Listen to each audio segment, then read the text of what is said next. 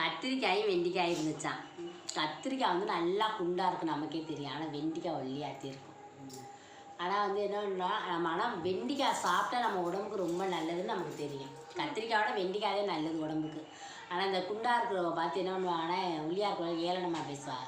ஆனால் அவள் ஒரு இடத்த விட்டு இன்னொரு இடத்துக்கு எழுந்திருக்கிறதே அவங்களுக்கு கஷ்டமாக இருக்கும். அதை அவங்க மறந்துடுவாங்க.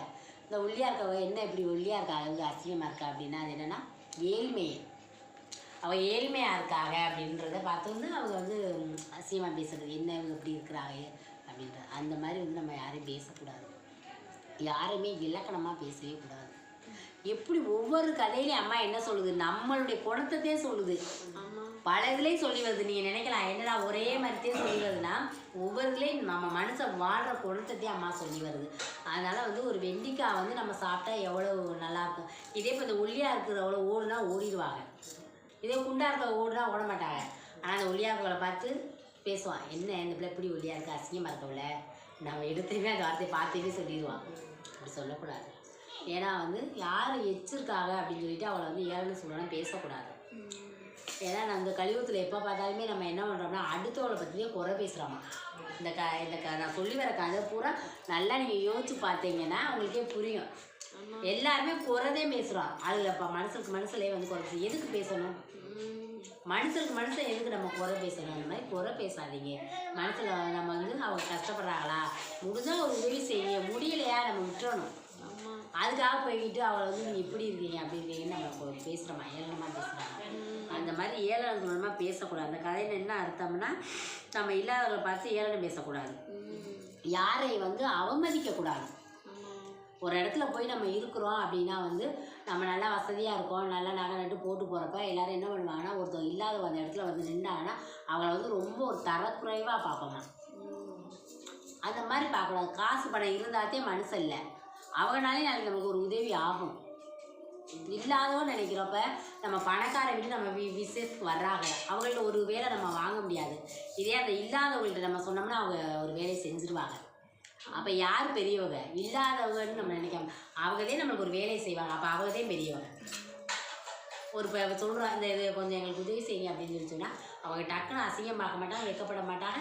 என்ன வேலை சொன்னாலும் டக்குன்னு எடுத்துருவாங்க, செஞ்சுருவாங்க. ஆனால் இதே பணக்காரர்கிட்ட போய் நீங்கள் இதை செய்யுங்க அப்படின்னு செய்வாங்களா, செய்ய மாட்டாங்க.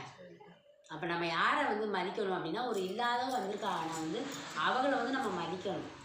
பணக்காரவளை பார்த்து நம்ம கும்பிட்றத விட இல்லாதவளை பார்த்து கும்பிடணும். ஏன்னா நம்மளை வந்து இன்றைக்கி வந்து அவங்க கும்பிடாதுன்னு சொல்லிட்டு அவளுக்கு ஒரு சந்தோஷம், அவங்க வந்து நமக்கு ஒரு உதவி செய்ய ஓடி வருவாங்க. காரில் இறங்கி நிற்கிறவங்க வந்து ஒரு உதவி செய்ய மாட்டாங்க. இதே நடந்தவர்கள்ட்ட ஒரு உதவி கேட்கலாம். இப்போ நம்ம போயிட்டுருக்கோம், அவங்க காரில் போயிட்டுருக்காங்க, நம்ம கீழே விழுந்துட்டோம், காரில் இறங்கி நம்மளை தூக்குவாங்களா, நடந்து போகிறவங்க நம்மளை தூக்குவாங்களா, யார் தூக்குவாங்க. அப்போ யார் பெரியவங்க, யார் வந்து பணத்தை பெருசாக நினைக்கக்கூடாது. அந்த மாதிரி நம்ம நினைக்கிறோமா, கார் இன்னைக்கு வந்து இறங்குனா உடனே அவளை பார்த்து நம்ம பெருசாக நினைக்கிறோம். நடந்து போகிறப்ப நம்ம கீழே வந்து நடந்து போகிறதே நம்மளை தூக்குவாங்க. காரில் பணக்காரவளை ஓடியாவது நம்மளை தூக்க போகிறாங்க, அந்த மாதிரி தூக்க மாட்டாங்க. அதனால் வந்து இல்லாதவங்க இருக்கப்பட்டவங்க அப்படின்றதே நம்ம இருக்கணும். நம்மளாம் மனுஷதே, கடவுள் வந்து அவங்களுக்கு என்ன பிராப்தம் இருக்கோ அப்படின்னா அது வரையும் வாழ்ந்துட்டுருக்காங்க. நம்ம மனசில் பிறந்தவங்க வந்து ஏழ்மையாக இருக்காங்கன்னு நம்ம இலக்கணமாக அவளை பார்க்காம அவங்களுக்கு வந்து ஒரு முடிஞ்ச வரைக்கும் ஒரு உதவி செய்யணும். இப்போ வந்து பசிக்குது அப்படின்னு நல்லா பணக்காரவங்க நம்ம வீட்டுக்கு விருந்தாளியை வந்தால் அவங்க சாப்பிட்டு வருவாங்க, நல்லா அவளை போட்டு பாடாக படுத்துவோம். சாப்பிடுங்கன்னு கூப்பிட்டு வச்சு அதை குடிங்க இதை குடிங்கன்னு நல்லா விரும்பி உபசரிப்பான். ஆனால் அந்த இல்லாதவங்க வாசல் நின்றுக்கிட்டு அம்மா தாயின்னு இருக்குவா, அவளுக்கு ஒரு 10 ரூபா பிச்சை விட மாட்டான். இவளுக்கு வேலை கலந்ததில்லை அப்படின்னு சொல்கிறோம். அந்த மாதிரி சொல்லக்கூடாது. அவளுக்கு கடவுள் வந்து கொடுத்துருக்கேன், அதனால் நல்லா வயிறார சாப்பிட்டு வசதியாக இருக்கிறாங்க.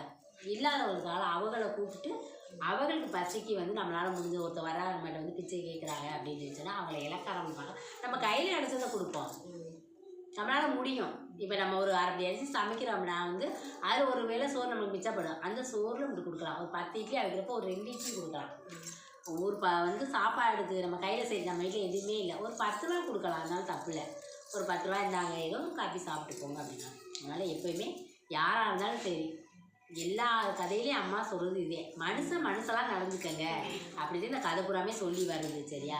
அதனால் இங்கே எல்லோரும் வர்றவங்க எல்லாருமே, நான் எதுக்கு உங்களுக்கு இந்த கதையை பூரா இப்போ உட்காந்து சொல்லிகிட்டு இருக்கீங்கன்னா, நம்மனால 4 பேர் நம்ம ஒரு உதவி செஞ்சால் நம்மளை பார்த்து வந்து நாளைக்கு ஒருத்தர் வந்து அவங்க இப்படி செஞ்சா இன்றைக்கி நான் இப்போ உங்கள்கிட்ட சொல்கிறேன், நாளைக்கு நீங்கள் ஒரு இடத்துல போய் நிற்கிறப்ப ஏன்னாவும் உங்களுக்கு வரும், அன்றைக்கி அந்த அக்கா அந்த பொண்ணு சொல்லிச்சு இந்த மாதிரி சொல்லிச்சு அப்படின்றப்ப அது ஏழ்மையாக இருக்கவங்களுக்கு நம்மளுக்கு ஒரு உதவி செய்கிற எண்ணம் வரும். அதனால் ஏழ்மையாக இருக்கவங்களை பார்த்து நம்ம வந்து தள்ளி போங்கன்னு சொல்லக்கூடாது, ஓரமாக ஒதுங்கி போங்க, அந்த மாதிரிலாம் அவளை அவமதிக்கவே கூடாது. ஒரு கல்யாண விருந்தில் போகிறவங்கள பணக்காரவளை பார்த்து உட்காரப்ப அதே ஏழ்மையானவங்க போனாங்கன்னா வந்து அவளை ஒதுக்கிடுவாங்க. அந்த மாதிரிலாம் செய்யக்கூடாது. அவங்க பசியோடு வரவங்களுக்கு அவங்களுக்கே நம்ம சாப்பாடு கொடுக்கணும். அதுக்கு பின்னாடி நான் வந்து நல்லா இருக்கவங்களுக்கும் நம்ம போடுவோம்னு தப்பு இல்லை. பசி எறிஞ்சு மனசில் இருக்கவர் பசி எறிஞ்சு அவங்களுக்கு வந்து ஒருத்தர் முகத்தை பார்த்து ஒரு பசியோடு வந்திருக்காங்களா, ரோட்டில் போகிறோமா அவங்க பசியோடு இருக்காங்களா, நம்மகிட்ட ஒரு 100 ரூபா இருக்கா, ஒரு 10 ரூபாயை அவங்களுக்கு கொடுத்து உதவுங்க. சரியா? இந்த கலியுகத்தில் இந்த கடவுள் தெய்வம் நம்ம வந்து கும்பிட்ற ஆத்தா நத்தத்து மாதிரியாத்தான் இதெல்லாம் நீங்கள் செய்யுங்க. ஈவு இறக்கம் உள்ளவங்களாம் அந்த பூமியில் வாழுங்கன்னு சொல்கிறான். வேறு ஒன்றும் இல்லை, இறக்கம் உள்ளவங்களாம் வாழுங்க, நாளைக்கு கொடுத்து உதவுங்க. அதுவே உங்களுக்கு பெரிய சொத்து. சரியா? நம்மளால் முடிஞ்சது. அதுக்காக நம்ம வந்து எல்லாத்தையும் நம்ம கொடுன்னு யாரும் சொல்லலை.